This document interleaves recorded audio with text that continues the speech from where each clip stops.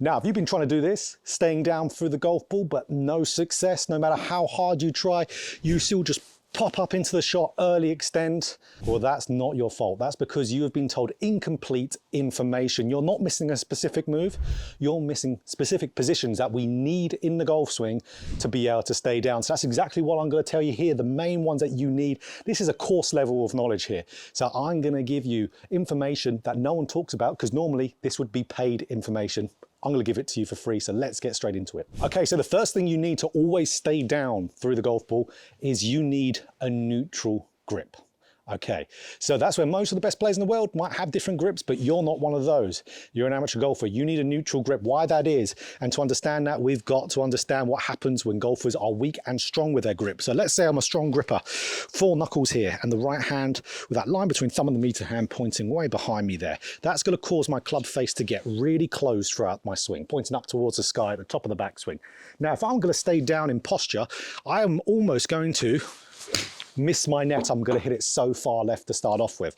So what we would see players do from there, they would end up popping up, early extending, standing up to raise the hands up to get the club face to point to target.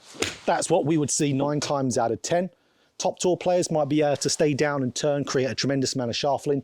They have loads and loads of speed. You won't be able to do that. So secondly, for weak grip golfers, 1 knuckle to 1.5, really weak wrapped over right hand, club face opens, they would have to stand up just to re-square the face and pop back up. Very logical there. So that's where neither of those are good. You need a nice standard grip. So we want 2.5 knuckles on the left hand, and with the right hand we want the line between thumb and the meter hand pointing towards right armpit. What that's going to do, that's going to keep the face square to the arc throughout the golf swing, if we're not doing any other funny business from there. And then you're going to be able to stay down and turn, because you don't need to do anything to be able to square that club face up. You just need to keep moving through. The club's going to release through properly. Make golf easier for yourself by gripping it nice and neutral. That's going to be so much easier. And the first component you'll need to stay down through the golf shot. So the second thing you need is you need what I call old man posture. So old man posture, where we're setting up like this with our armpits over the balls of the feet, on the knees, little round to the upper back like we're an old man holding a cane. This is super, super important if you want to stay down through the golf ball like that. So again, to understand this, we've got to understand what most golfers set up like and how it makes them stand up. So most golfers will be like this. Again, this doesn't necessarily look wrong, but you can see I've got this big extended lower back. My armpits are miles in front of my toes, maybe even on my toes. And I've got this straight mid and upper back there. So when I start to swing from here, as I start to move, because my upper body is displaced in front of my toes, my weight is going to go onto my toes as I turn. So if I'm going to keep my weight on my toes in the downswing, I'm going to completely fall forward, which we don't see many people do that. So what we see people do as a response is they stand up to move the center of mass back to balance themselves. So they would start to look a little bit like this. Might see a little bit of a fall back, a fall away from the target as well. I know that's what a lot of amateurs do. So imagine you're on a tightrope. It's a good way to imagine it. If you're on a tightrope over a canyon, if you start to move your upper body too forward, you're going to immediately feel like you're going to fall into that canyon. So what's your body going to do? It's going to rock backwards to balance itself. Exact same thing in the golf swing. So that's why old man posture comes to the rescue. So old man posture, armpits over the balls of the feet, like old man holding a cane. So because those armpits are over the balls of the feet, the mass of the upper body is now nicely under control by the mass of the lower body. So we're going to be able to turn and be able to rotate without the weight falling onto the toes there. We can load up in our turn nicely. So now as we turn, our balance is nicely managed and we can stay back and down through the shot via just doing that. I'm going to show you a procedure to do that. Okay, so the procedure to get in old man posture is super, super simple. All I want you to do is stand with a little bit of a bend in your legs, just a slight bit, and stand upright with your body like you're talking to someone in front of you. Grab your club, pull it in front of you, and then relax your mid and upper back until the club hits the ground. Now you're in old man posture. So you can see armpits are over the balls of the feet, pelvis is tucked underneath me, got that gradual round to my upper back there. Now, if you're like me who has stupidly long arms, you might need to take a little shuffle back from there, but don't change your posture.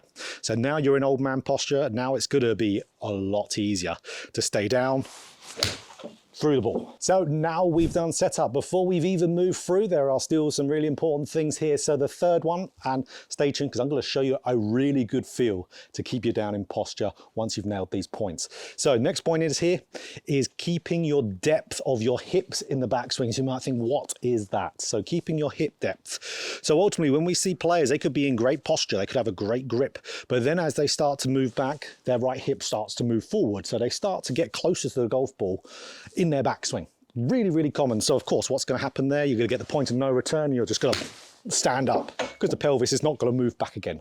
It's very, very rare you'll see that happen. So with the hips moving back, it's not very rare that the pelvis moves forward in the backswing. So very, very logical there, of course. So what we want to do to always stay down in posture is as we're turning in the backswing, we want to imagine, like, let's say there's a red line right here. I want to keep my hips back on that red line. If not, if anything, break it. But we're doing that as we rotate. We're not just pushing the hips back. We're turning, let's say like someone's grabbing my right trouser pocket and pulling it back there. That's getting me some nice hip depth. Like there's a crevice here with my hip and I'm turning and squeezing that ball in the crevice. That's really pushing me back like I'm squeezing a lemon or something, the juice out of it in my hip crevice. That is going to keep me turning all the way back with nice hip depth. Because if my hips are back, what are they going to want to do? They're primed now to stay back in the downswing. So that's the second point of this, is this is going to help you stay back in the downswing. You need to keep your hip depth to stay down through the shot. So again, hip depth for the backswing is moving it back. Hip depth for the downswing is again moving it back there. There's some really good clips recently of Tommy Fleetwood talking about his swing and what he was working on with Butch Harmon and talking about closing the door with the left hip. So let's say, again, your left hip is the door and you're closing it. Boom.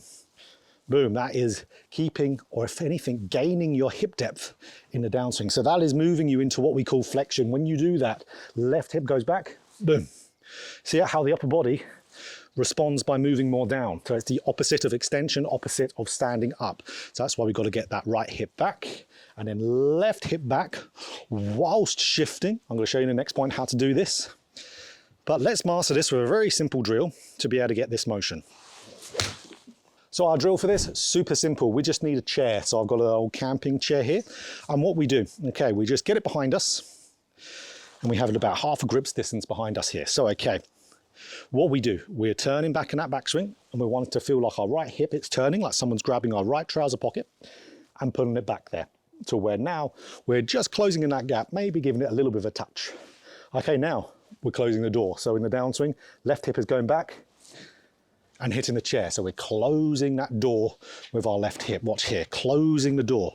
So up to the top, you're gonna see left hip goes back, opening the door, closing the door, closing the door. That will get you into flexion of the body, like we said, and that is huge to staying down. Of course, if that pelvis goes forward at the beginning of the downswing, you're done, you're screwed. You're not going to stay down. So train this. This is so important, so important. I give this to so many of my students because it works. Oh, lovely. Really felt it there with my left hip. Go back. Awesome. Gives you feedback. You need feedback if this is your issue, because again, for all these points, you might not be doing all of them. That's why you've got to know your swing. If this is most of you out there, do this drill. But there's one more thing we've got to talk about. And that last thing we've got to talk about, the fourth thing you're going to need to be able to stay down all the time, and that is covering the ball. So what is covering the ball? So that's where for us, we've got our left hip going back. We're in this nice spot, but we still need to get to the ball. Otherwise we're just going to chunk it. So we need to feel like this right shoulder is getting in front of that golf ball as we turn through. Covering the ball, chest getting more forward. That's really going to keep you down. I love feeling this with the right shoulder. I think a lot of players do. And that is going to keep you rotating and moving through the shot. So we've got our left hip back. Now we're covering the ball with that right shoulder. Cover the ball. That's your motion going through there. Club's going to stay on path. It's going to be lovely. We're not going to be here getting the hip back and then just throwing the arms through. We need to keep driving through, cover that golf ball. So feeling like that right shoulder beats the club to the ball. Okay, let's do one here. Oh, lovely. Really gives you that nice compressed feeling as well. So ultimately here, a little drill to be able to do this, super simple, is we get to, let's say, down to shaft parallel, like we're doing a pump drill. So we're closing the door, boom, close that door. So we do that a few times. Let's say 1, 2 and on the third one, we come up and through and get that right shoulder covering through. Awesome. So you can hear there that lovely strike. So pump drills are so good to build a swing that stays down.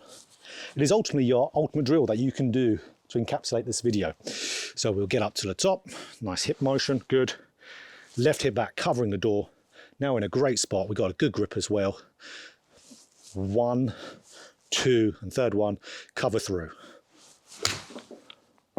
Brilliant.